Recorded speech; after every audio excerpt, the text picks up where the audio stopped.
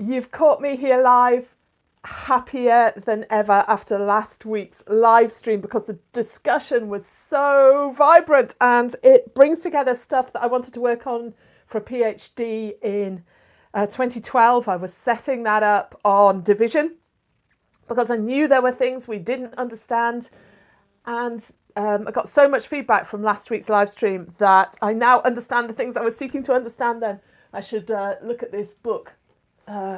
Always got a book handy for something. How to get a PhD. I should write the book, How Not to Get a PhD. So, division. Very brief recap of the problems people have in teaching division. If you look at a question like 15 divided by 3, when you work on this with teachers, some of them will share that 15 into 3 equal groups by dealing it out. And others will put their blocks or suites or counters or whatever you've got into groups of 3. And it's only when you organise them as a rectangle that you can see both models at the same time. But the key is that most teachers aren't aware that some people are wanting to naturally do the other thing. And hence you get a huge confusion from the beginning. Now, last week I explained teaching division mainly as this kind of short division, or division that's set up like this. And I got lots of feedback from people who said, well, what about partial quotients, which in England we usually refer to as chunking? And that set me thinking, and it set off all sorts of lines of discussions about how do we make sense of all of that together. So let's just have a look at what we mean here. If we've got a question like 224 divided by 7. So if I use a standard division method for that, we talked about this last week, I'll put some links in below and in the video when I get the chance. 224 divided by 7. We talked about how it's incredibly difficult here too. Are we talking how many 7s in 2? Or are we talking about sharing 200s into groups of 7?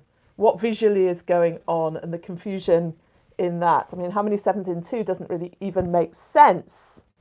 Hi, Manira, it's lovely to hear from you. If you have any questions, please just post them. I will take questions live as ever. Because it's actually how many 7s in 200. So working through the method. You have doubt? Go on, Manira. Post your question. How many 7s in 22? Well, there were 3, 1 left over.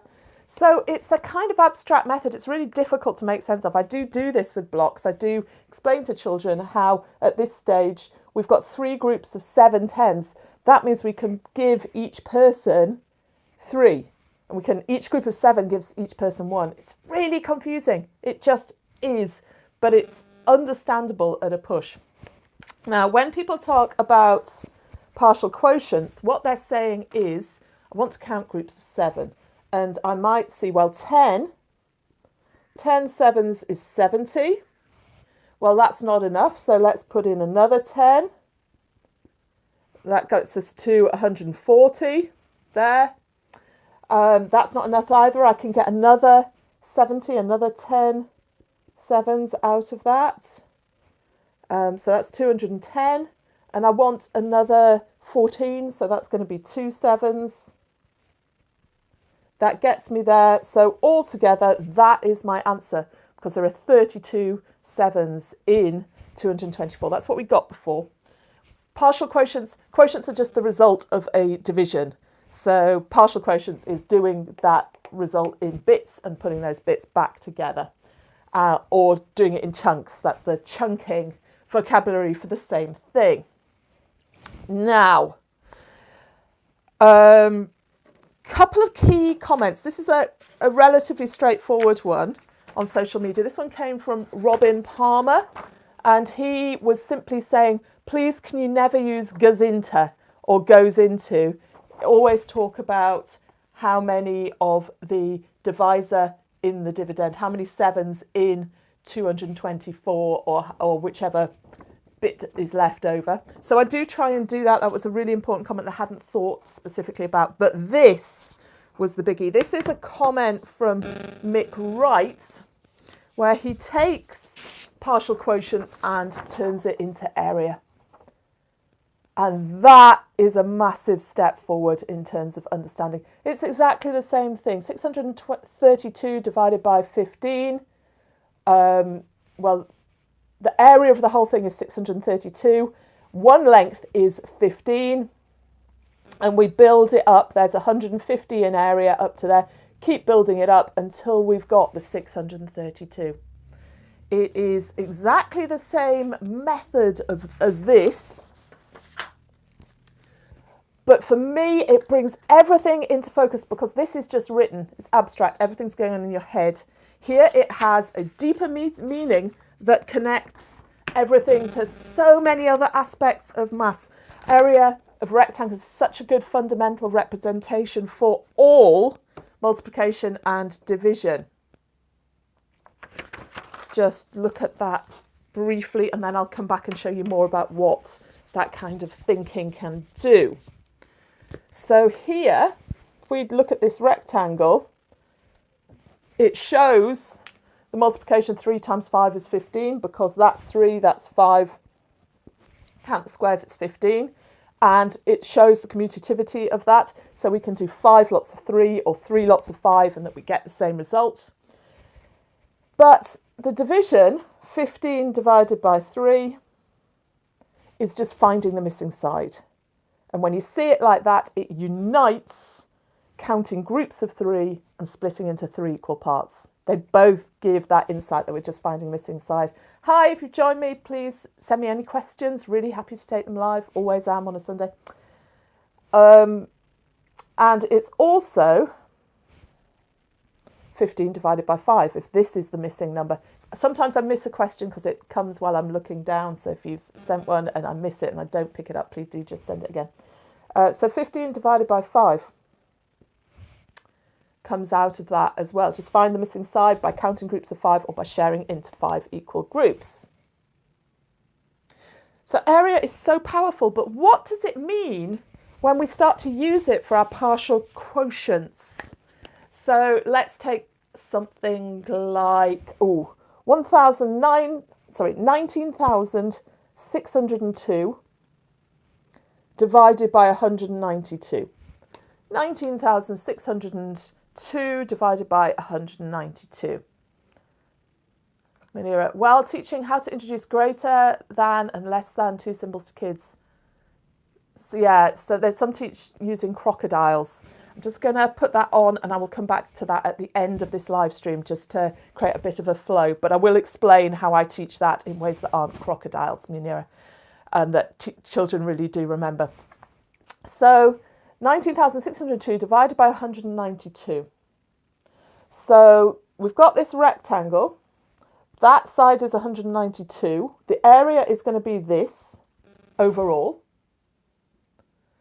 And we could start cutting off 192s and adding them together. It's a real nightmare. But if you think, well, 192 times 100, 192 times 100 is going to be, I've done something wrong here, haven't I? 197, I think it was. Yeah, that was it. Sorry, 197. I did set this one up. I did think it through. 197. If I think, well, 197 times 100 is going to be 19700. It's going to be too big. And then I can see that I only need to slice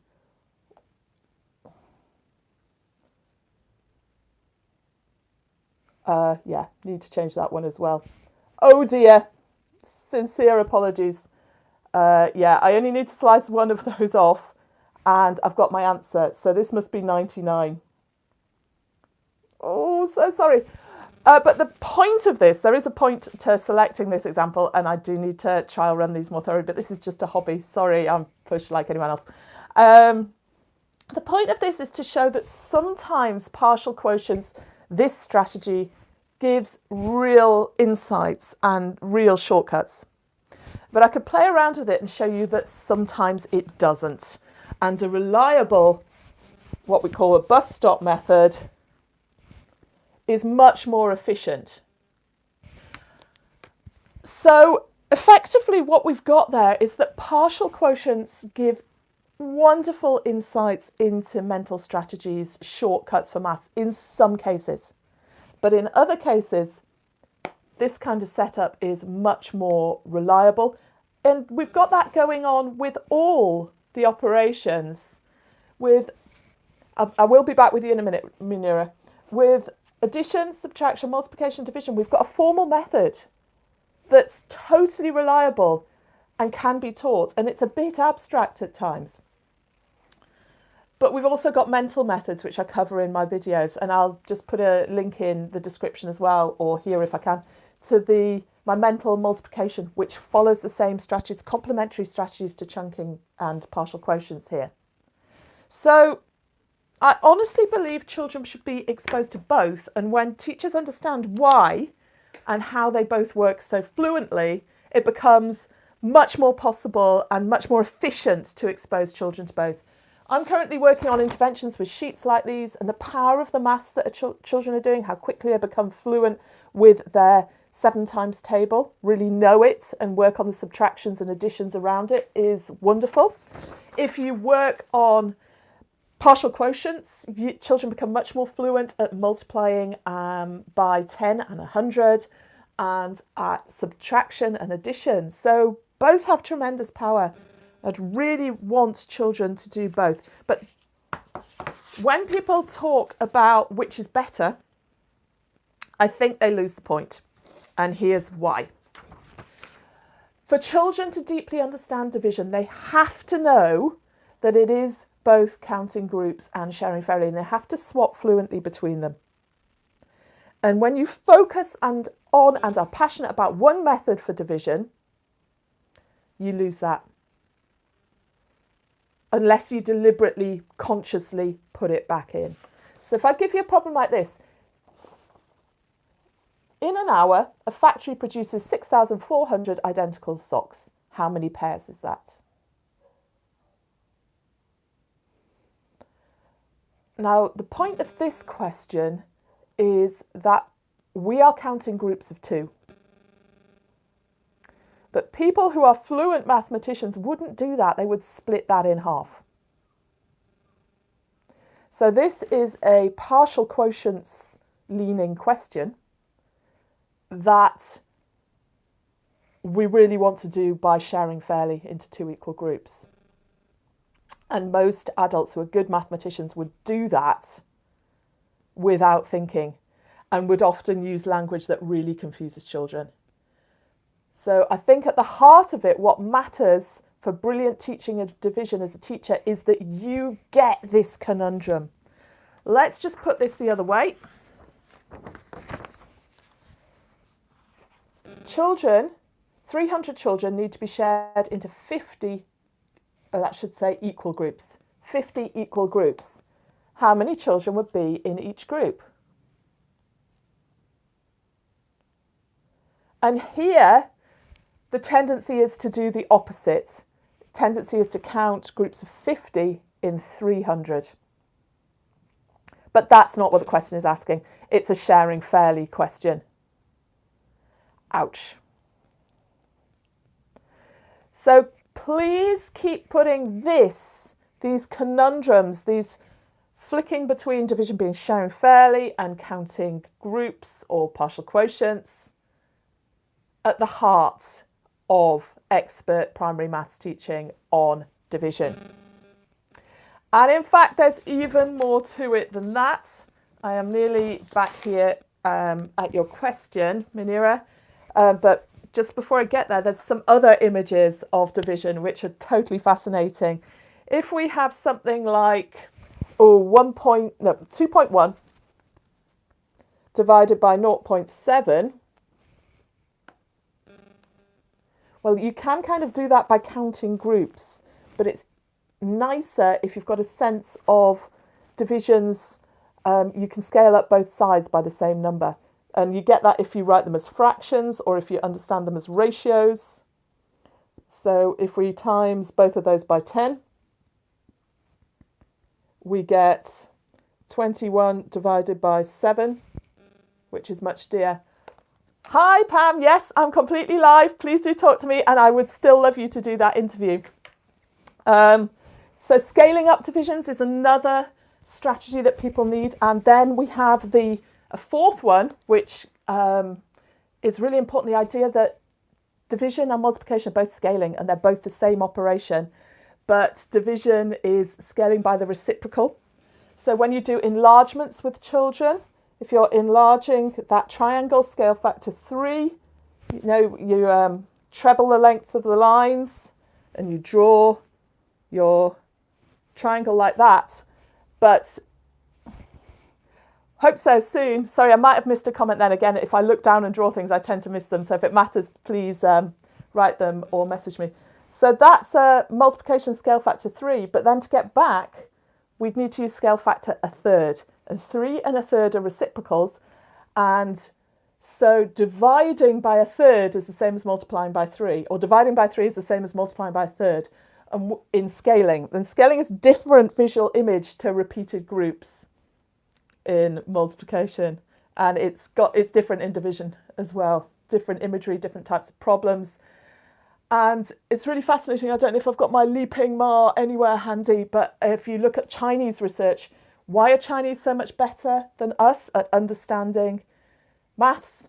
I think she touches on the use of reciprocals quite early in elementary or primary maths. So although I feel like I'm taking a step forward in understanding division, I would love more engagement from China, because I think I've probably got big blind areas I'm not even aware of, the unknown unknowns about maths education. I want to know. Thank you so much for your conversations and for talking to me. I just love these conversations. It is just a hobby, absolute passion. I know it's a bit of an odd hobby, but if you're here, you're sharing it with me, so thank you. The questions, Munira, about greater than and less than symbols, and you talk about hungry crocodiles eating the bigger number. Are you in China at the minute, Pam? I didn't know that. I thought you were East Coast. Anyway, greater than and less than symbols. Whereabouts are you, Pam? I used to teach in China, as it's referred to now. It was Hong Kong then. Greater than and less than equals symbols. What I get children to focus on is that the smaller end of the symbol goes near the smaller number. And the big end of the symbol goes near the bigger number. And then the language greater than or less than is subordinated to that. It doesn't really matter. You've just got a visual connection between the symbol and what's going on. Bigger number near the bigger wide end of the symbol. Smaller number near the tiny pointy end of the symbol. AI is less than brilliant. I'm not sure what that means. Can you explain that? If you don't want to publicly, you can email me, how to. So, autocorrect. Oh dear. So, thank you so much. If you like my live streams, if you want to expand this conversation on division, please share it. If you post a comment on my YouTube channel, I always read it. If you post a comment on Facebook on a conversation that I've started, then I will probably read it. I really do try to, but if it's a share, then I'll probably miss it. It's fairly easy to message me through my website if you want to do that. So I've had some really nice messages through that. That's authenticmaths.co.uk. If you go there to the Rebecca the Maths Lady section, you can see lists of and links to all the free videos and free worksheets, the formal ones, that I probably need to redo now. I'm learning more. Manira, was that okay? Did that explanation help? You just sent me a message S there. I'm not quite sure what that means. Next week, I'm back in Cumbria. Some of you know I moved between Liverpool and Cumbria. And what I'm going to be focusing on next week is with children aged 9 to 11, they've got some gaps in their knowledge that are unique to post-COVID that you wouldn't normally see. I'm working with a lot of children of that kind of age just now, and it is really shocking. It's things like measuring. A lot of them, thank you, a lot of them do not know how to measure. And fractions, because they haven't had rulers at home. A little bit on fractions. A lot of children can see that and don't know how to say that as a fraction if they're sort of age 9, 10, 11, because they've been at home and they've just somehow not made the link, and that normally wouldn't happen. So I've developed some exercises and some free worksheets that help with that, and I will try and get them uploaded this week, and I'll explain them next week and have this conversation about the children aged 9 to 11 who've got extraordinary, unpredicted gaps in their learning because of lockdown, and how we fill those gaps. So if you've got any questions or comments in advance of that, feel free to post those. Otherwise, please do come and join me next week. Students in 3G struggle with fractions. Well, this year everyone is struggling with fractions, except my kids, because I've been working with them and with my pizza parts, which aren't here because they're in school just now. But I must remember to bring those home next weekend and show how they work. If you want to buy those in advance, it's Pizza Fraction Fun. It's about £12. Thank you. Really looking forward to seeing you as well. I used to tell saying thanks. I just want to confirm. Thank you so much. Pizza Fraction Fun. It's a game. I don't use it as a game. I just use the parts for teaching maths. It costs about £12, maybe $13, $14 or euros. If you can get a box of that, if you're working with groups of kids, it makes such a difference to teaching fractions. And of course, you need some rulers and some meter rulers for working on length. So that's next week. If you would like to come and join me, I should be live at 9, technology allowing. And you, as you proved today, you can ask me anything in real time. Pam, we should set up that interview offline. I've got a couple coming up, but I've also got some lovely ones live. I don't know if you've seen the Jeff Fawkes one and the Dyscalculia one, and I'm hoping I've got one. I've just got Sue Johnson-Wilder has agreed to do one on maths anxiety, which I'm really excited about. And I've got one or two more that I'm chasing up. Anyone else who's watching and listening, if you're an expert in your area, that could be a classroom practitioner who's just doing something incredible. You don't have to have the PhDs, you just have to have some knowledge that's kind of at the brink of, it's not really written down, you haven't seen it anywhere. Oh, these maths resources. This is my magnetic polydron. Thank you for that question. This I absolutely love. This is a huge luxury that they sent me for free. I don't earn anything for this, but people do send me freebies. So this is just incredible for building models, and I've talked about that in a few videos, and I'm sure I'll talk it again. This is my rhombic cube octahedron here, and I'm not going to pick up the stellated icosahedron there. The guys who do this are just amazing. It's such a difficult market to work in, magnets, and it goes back to the clip together stuff that did the extraordinary work with regular polyhedra right up to all the platonic and beyond polyhedra. Any more questions before I go? I think that's it for today, and I've got to get on and teach. I teach some really interesting classes online just now, which I completely love. Take care. Bye for now. Oh, hang on. I'm a PhD student in primary maths in Fiji. Your videos are very helpful. What's your PhD on, Ema?